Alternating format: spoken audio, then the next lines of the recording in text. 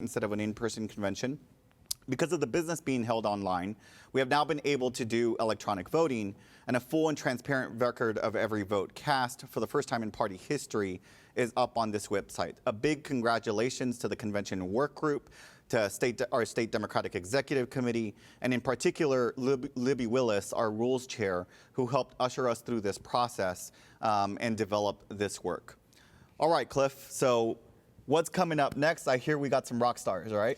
We do have some rock stars that are going to speak in just a moment, but I do want to acknowledge another rock star. That's right, our dear friend George Takei. If you would have told me, Manny, that when we started this election cycle that we would have Sulu and the Federation on our side, I would not have believed you. But he just tweeted a moment ago that we're on pace to actually possibly hit a goal of $1 million. Amazing. Raised during this convention. So if you have not already, I would ask you to go to 38for38.com, contribute $38 if you can, so we can deliver 38 electoral votes against Donald Trump and for Joe Biden. But speaking of rock stars, rock star indeed, it's our favorite punk rock Politico, who needs no introduction. His passionate hopefulness and his fiery eloquence carried him across all 254 counties of our state and gave Texas Republicans the biggest wallop and the fattest lip that they've received in 25 years. And the groundwork that he laid set the stage for another slate of statewide candidates to finish the job and save our state. That's one Congressman Beto O'Rourke. Finally, Congresswoman Bernice Johnson. Crucial voice that we need right now. A nurse before entering public life, she ran and won in a landslide in the State House seat in 1972. The first black woman elected to any public office in Dallas. And she was also the first woman and African-American elected to the state Senate from Dallas in 1986. She served in Congress with honor since, and I will quote none other than President Barack Obama in his endorsement of her efforts. Congresswoman Johnson is someone who gets up every day and works hard to improve the lives of her constituents. That's her priority. She has the right vision of what America ought to be, and she's putting us on the right path to move forward. I can't think of a better person to listen to at this moment than the Congresswoman. Thank you. Coming up next, we'll be hearing from U.S. Representative Bernice Johnson. Stay tuned.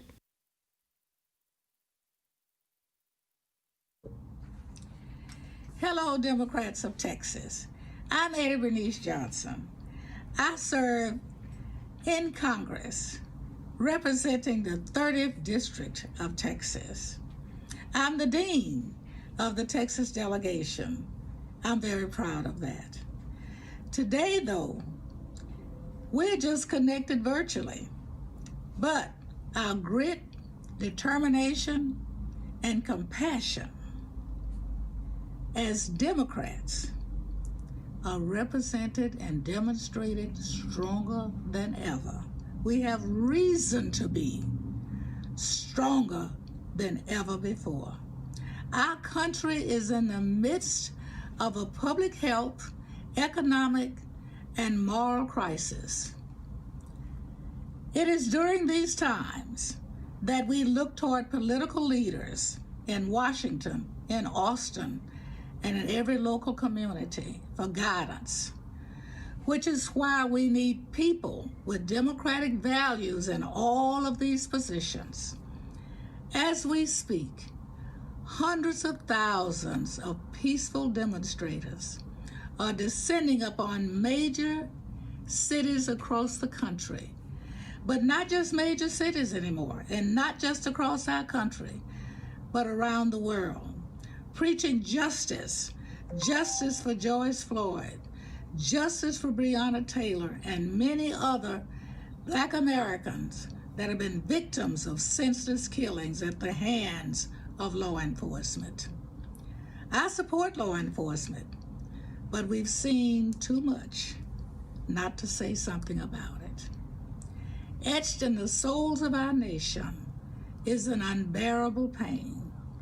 We recognized that systematic racism in the criminal justice system that has resulted in a pattern of these incidences, and the fear hurt and outrage is engraved in the hearts of Black Americans. I know I speak for the people of Texas when I say that our hearts, our thoughts, and our prayers are with the families and loved ones who've had their lives completely changed with many of these incidences. I'm always asked, what can we do to make a change? Well, I'm living very currently. And right now, my response is this. First, we need to be counted, so don't ignore the census. But secondly, and most importantly, we must vote. That is the single most important power that we have.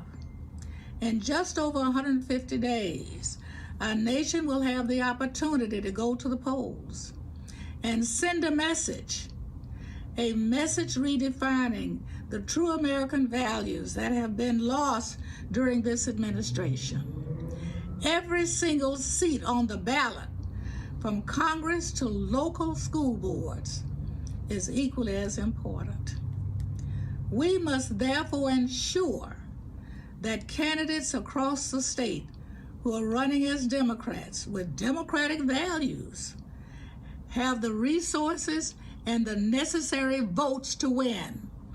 The Texas Democratic Party has done a fantastic job in preparing for the upcoming election. That includes recruiting hundreds of activists and young people, which I'm very happy to see. A number of new minorities. We need them all. It's important to include them all because it is this demographic that is a new voice for a bright future for Texas. But our job is not over. The people we've recruited, we must make sure got the right information. The people that we recruited, give them a job to do so they can be heard and so they can be active and make sure that they get more like them to vote. To continue our fight for the soul of this nation, we must take our energy, compassion, and determination to all so that we can elect Joe Biden for the next president of the United States, and not just elect him, but make sure he carries Texas for that election. That's what I'm very concerned about. I'd like to take this time to thank Vice President Biden, Speaker Nancy Pelosi, and my House Democratic colleagues. I think of Lord Doggett, Sheila Jackson Lee, Al Green, Joaquin Castro, Filion Vila. I just have to pause because I'm looking for. Where's Cuellar? Oh, there. Henry Cuellar. And you know, we've got 4 new people. But just before that, though, we do have Benson Gonzalez. But we are really proud of the fact that we have Lizzie Fletcher, we have Colin Allred, we have Veronica Escobar, and we have Sylvia Garcia, and we want to make sure that we double that new 4. I can tell you it was a great feeling to have these new colleagues join us, and I can tell you it was a great feeling too to see the benefit of having Beto on that ballot the last time. So we cannot discount him. As a matter of fact, he's been my chief person that I've called upon to help us get this state organized the way he organized it so we can get our candidates elected. Now it is our time in Texas.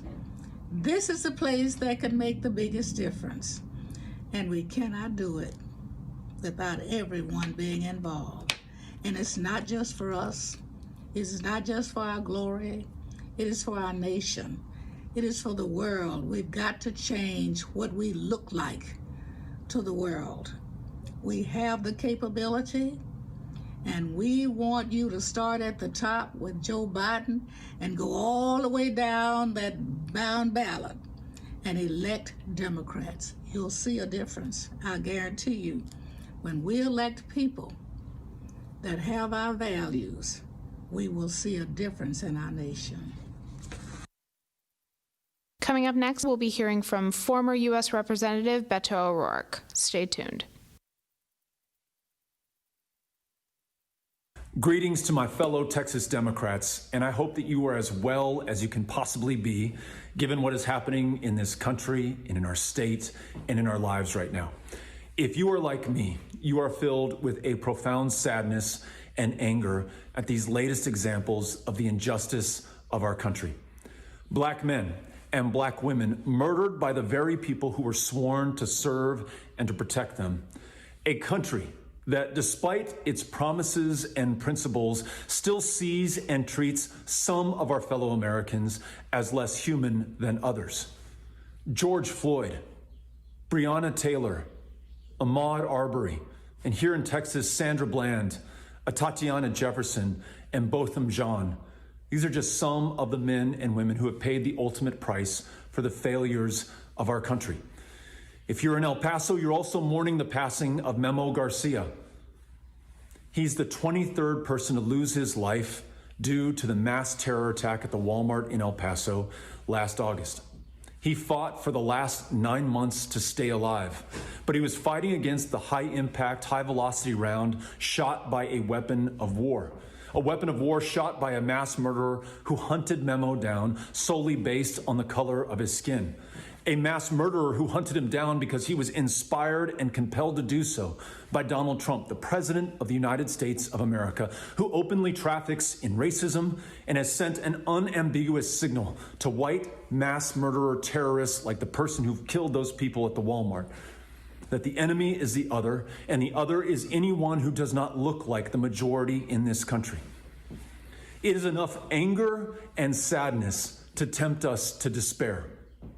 But should we succumb to that temptation, we run the risk of losing the last best hope, not only for our families and ourselves and our country, but for this world.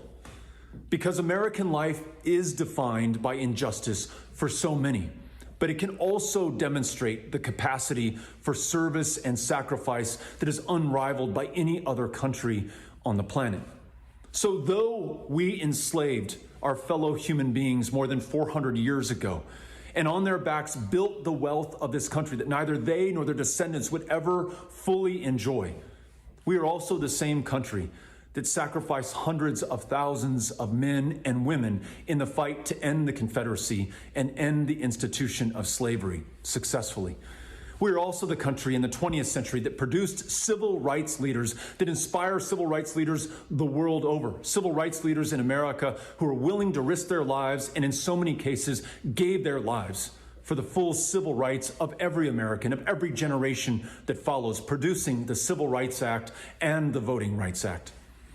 And we are also the country which 76 years ago, this day, D-Day, June 6, 1944, sent 73,000 people, fellow Americans, to the beaches of Normandy to fight against the most brutal white supremacist regime this world has ever known, the Third Reich under Adolf Hitler. And more than 2,500 of our fellow Americans lost their lives on those beaches on this very day, 76 years ago. So yes, we are capable of the injustice and brutality that we are seeing in this country and is being led by this administration right now. But we are also capable of extraordinary service and sacrifice. And it is our choice to make, our decision to make. And this decision will define us forever. That is why, in addition to protesting and grieving, we must organize, we must register, and we must vote. And we must do that in record numbers right here in Texas, my fellow Democrats.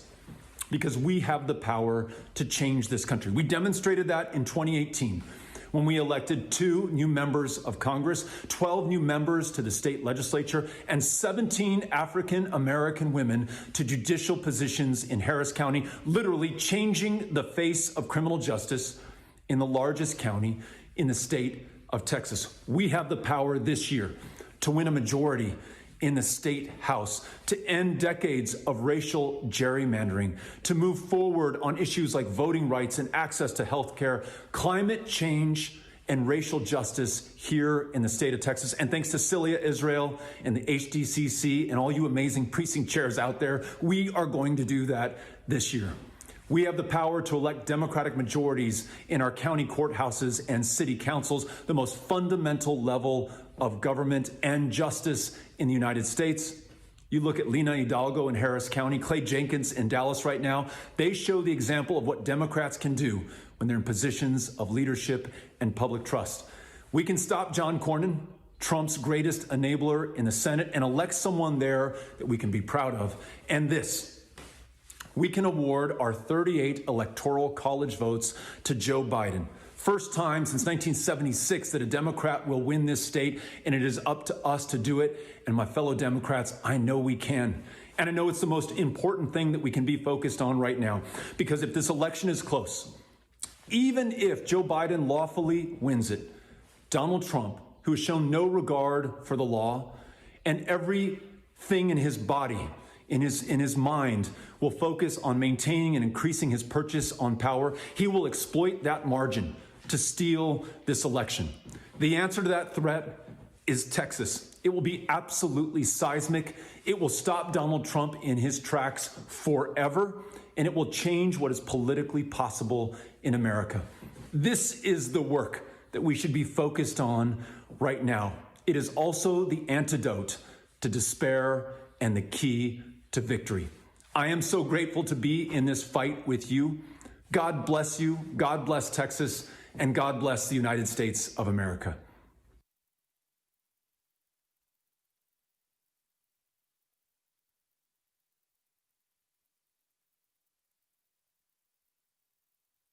As the 10th largest economy on earth, Texas has no choice but to lead. The question is, to where? That's where we come in. Democrats, it's time to take the lead. I'm Nathan Johnson, proudly serving Texas Senate District 16. Hi, I'm Vicki Goodwin. I'm State Representative for House District 47 in Western Travis County. I flipped this seat in 2018 and plan to hold it in 2020 because we need to improve access to health care, ensure continued investment in public education, and I'll be your voice on redistricting. Looking for educational options other than college? Did you know there's currently a huge shortage of skilled tradespeople for in-demand jobs? The UA offers a unique Earn While You Learn apprenticeship program that trains you in those skills and allows you to pick from many different types of trades. Our program provides a salary and benefits while you learn from the best skilled labor workers in the industry. You can even earn college credits during your training. Labor built this country. Use it to build your career. Earn and learn with the United Association. Coming soon, we'll be hearing from former Secretary of Housing and Urban Development, Julian Castro. Stay tuned.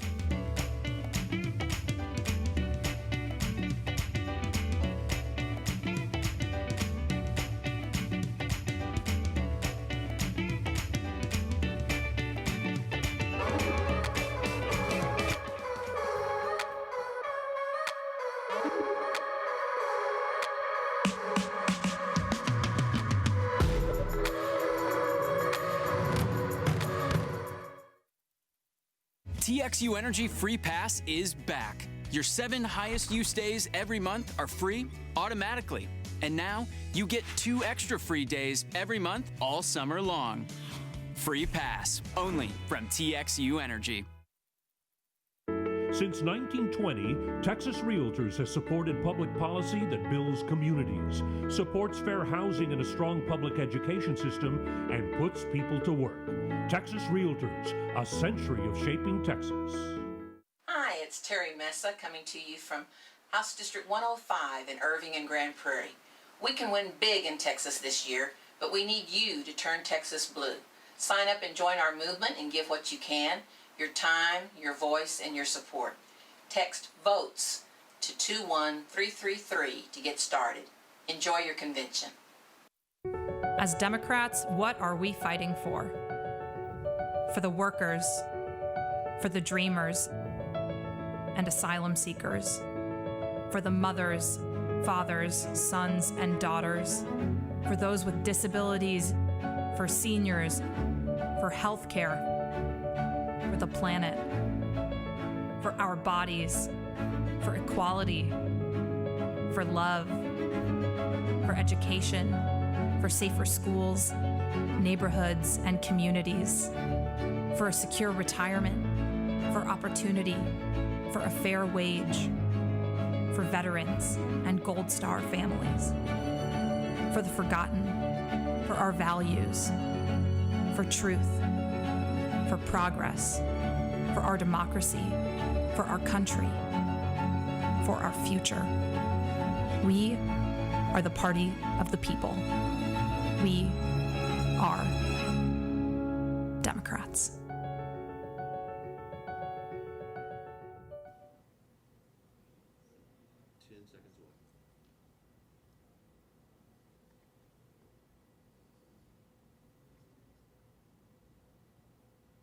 Welcome back. Up next, we're going to welcome the former mayor of the great city of San Antonio, the former Secretary of Housing and Urban Development under President Barack Obama, Secretary Julian Castro. He has made us so proud, fighting for progressive change, putting people first in his campaign, inspiring millions, and blazing the trail for so many young Latinx leaders and people of color. We will also hear a special address from the one and only Congresswoman Sheila Jackson Lee, who is leading the effort in Congress to bring about reform, and here at home in Houston, she's bringing people together to heal. Finally, stay tuned for proud South Texas Democrat and strong supporter of the Texas Democratic Party, Congressman Filemon Vela, who understands the gravity of this moment that we're in. The congressman knows that we need a president who is prepared to be a leader in the face of injustice, so that's why he'll be introducing our next president, Joe Biden.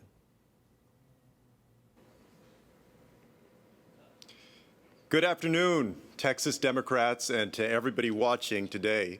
I want to just begin by thanking Chairman Hinojosa and all of the wonderful Democrats who have helped put this convention together. Now, I know it's been said many times, but of course, this might be the most unusual and unprecedented Texas Democratic Party convention ever. I'm from San Antonio, and we had looked forward to welcoming you to San Antonio this year. I hope that you'll make it down there as soon as you can. I'm glad to be here today, though. And, you know, a couple of days ago, I shared with the Texas Young Democrats a quick story that I'd like to share with you. My brother Joaquin and I grew up in an active household. My mother, Rosie, was a Chicana activist, involved in the Young Democrats, and later tried to get on the San Antonio City Council when she was 23 years old.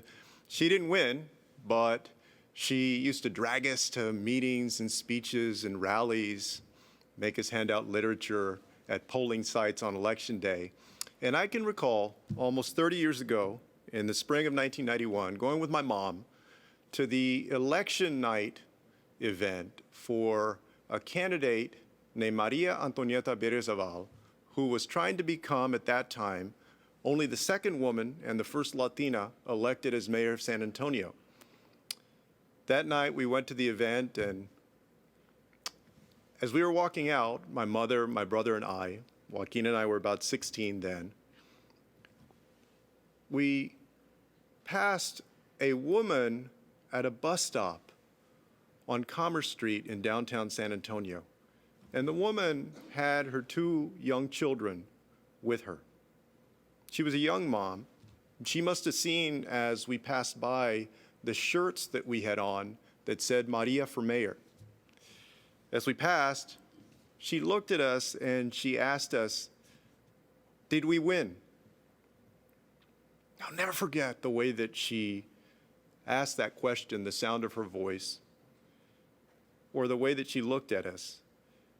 Because I could tell that what she was asking was not, did you and your candidate win? She was asking, did me and my boys win? Did we all win? I remember that moment because that's what I've always thought that politics and policy should be about. How we can all win. I see her face reflected in the faces of each and every one of those folks who are out there marching and protesting so that this nation can ensure we live up to our highest ideals and eliminate the scourge of racism and bigotry from our country. And I hear her voice in their cries that there is a way for us to win.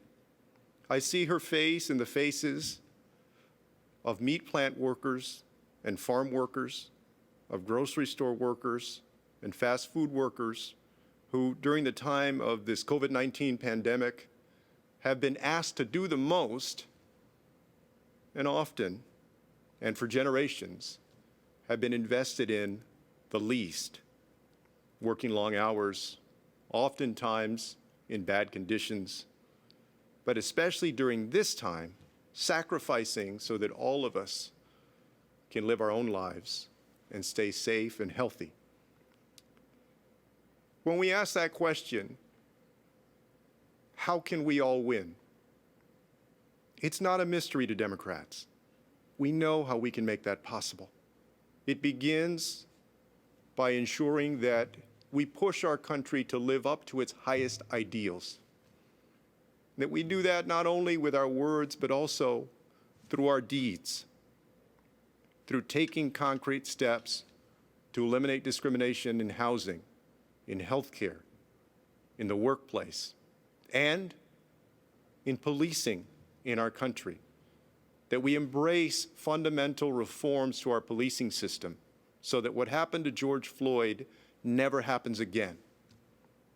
It also means that we fix our economy for all of those workers that we have been depending on, who have been coming through for us, so many of whom don't make much more than the minimum wage, who live in substandard housing, some of whom are homeless, who have been sacrificing so much for the entire nation.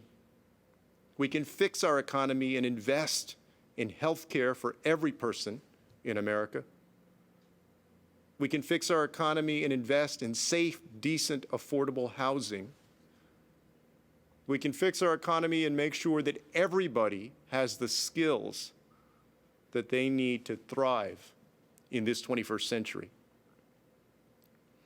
During my campaign, we highlighted the most vulnerable Americans. We visited with homeless individuals who are living in a storm drainage tunnel that runs underneath the Las Vegas Strip. We talked to young people who were in the foster care system and told us about the changes we need to make to ensure that more foster care kids have a chance to graduate from high school, go on to college, to reach their dreams. We talked to migrants who are dreaming of a better life, and dreamers who are watching as our Supreme Court decides their fate. And what we gathered from that is that if we can make our country work for the most vulnerable Americans, if we can unrig our economy so that it benefits every single person and not only a select few, then we can live up to the promise